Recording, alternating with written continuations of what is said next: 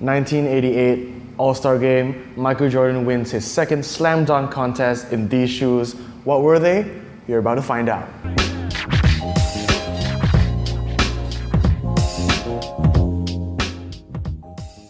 What's up guys? Welcome to another episode of Kaki Kartel and the second episode of my Like Mike project. If you didn't know, I'll be wearing all of Michael Jordan's previous performance models all the way from the Jordan 1 to the Jordan 14, and I'm going to be doing a performance review for you guys. Slight disclaimer though, I had to skip out on the Air Jordan 2 because unfortunately my pair has separated and crumbled. I guess that's just what happens to older Jordan models, so sorry for the disappointment. Saying that, we'll jump straight into it. Today, I'll be reviewing the Air Jordan 3. So, a brief history lesson. I don't want to bore you guys too much.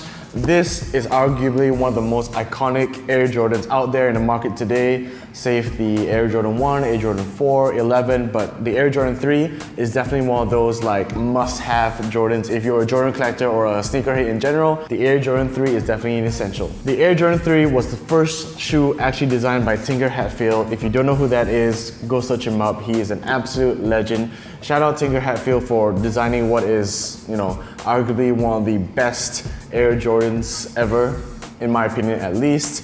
I have these in the infrared 23 colorway because I played in them. I did not want to play in my OG colorways, no black cement, white cement. I'll just wear this casually. Some might argue that the Air Jordan 3 actually saved Nike's Jordan line, as Jordan's contract at that time was running out and Nike wasn't sure if he's going to re-sign.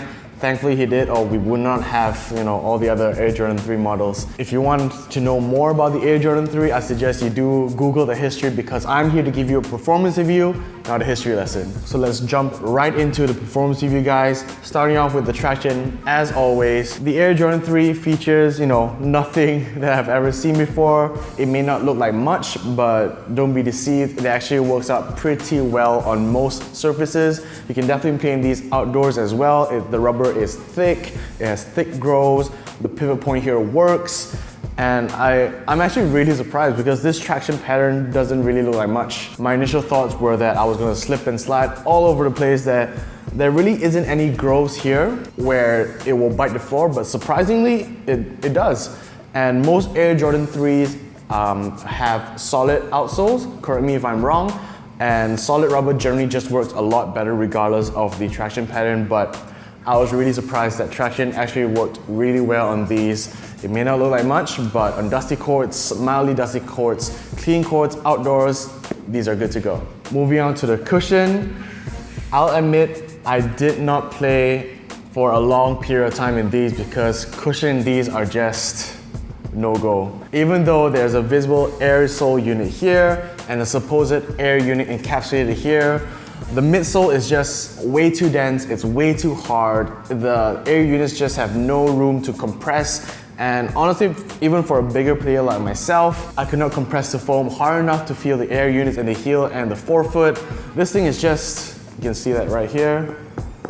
It's really, really dense, and even with wear and tear, you can see no creases at all. It's just really hard. So cushion, it's just really bad in these. I really cannot recommend these to play in if you're a bigger player like myself or if you value cushion in a shoe. Overall, I think that the cushion on these are almost non-existent. They honestly feel like bricks. If you really, really wanted to play in them, you could put an insole in. That will actually help you a lot better. Your joints will thank you. I made the mistake of not playing with an insole, and man, my knees were hating me after the game. Moving on to the materials. The original Air Jordan 3 was designed as a premium shoe with premium materials, just the way MJ liked it, and these are no different. You can see here, the upper is mostly comprised of a leather. It's not too thick, not too thin. It definitely feels really nice once they're broken in, and it will conform around your foot. They will be soft, and because of the leather used here, it is somewhat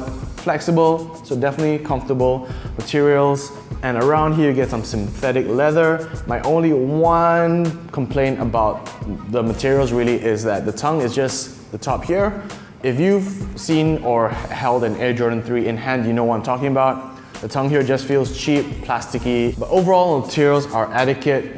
This is what they used back in the 90s. I'm sure if Jordan could play and he was happy with the materials, most of you guys should be too. Moving on to the support and lockdown. This is actually the first Air Jordan to feature a mid-cut. The previous Air Jordan 1 and 2 were high cuts, and Jordan specifically requested something that was a bit lower so he could move his ankle around freely. And I have to say, support on these isn't very good. You do get your traditional sort of lacing system right here at the top. You get some holes here for sort of customized lacing system, but overall I don't think these are very supportive. The only thing that's really supporting you is this sort of, I know you really can't see it, but it's an arch inside for when you step into your foot, and it also give you that heel arch support. But apart from that, even if you lock your laces all the way to the top, I don't feel very supportive in these.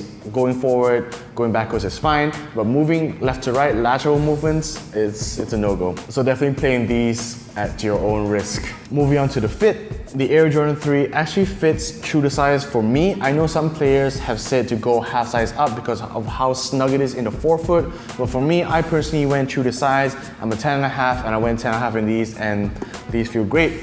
If you're a narrow footer that likes that 1-to-1 fit for your toes, you might want to go half size down, but for everyone else, I do recommend you going true to size. So overall, would I play in these again, the Air Jordan 3? No. I give it a very hard no. Please stick to these casually. I mean, there's so many other performance models out there that are just as good. If you haven't seen my LeBron 16 review, do check it out. That was one of my best shoes from last year to play in. And if you're a retro baller just wanting to play in retro shoes, this is definitely not one of them. My body, my knees were hating me the day I finished playing in these, and I do not want to go through that experience again. Definitely stick to these casually. So my overall thoughts on the Air Jordan 3 is that these are a no-go. They do not meet, the requirements these days for performance basketball shoe. Sure, Jordan could do it in the 90s, but that was when the technology wasn't as good, there wasn't as much cushion, and Jordan was, well, Michael Jordan. So that takes care of the performance review, guys. Let me know in the comment section down below if you have played in the Air Jordan 3. Did you have a similar experience, or did you have a different experience from all the pain that I felt? As always, if you like what you see, don't forget to subscribe down below to Huddle, as well as follow me on my Instagram, where I do little sneaker previews and little sneak peeks of the shoes that I'm testing. Until next time, guys, we out.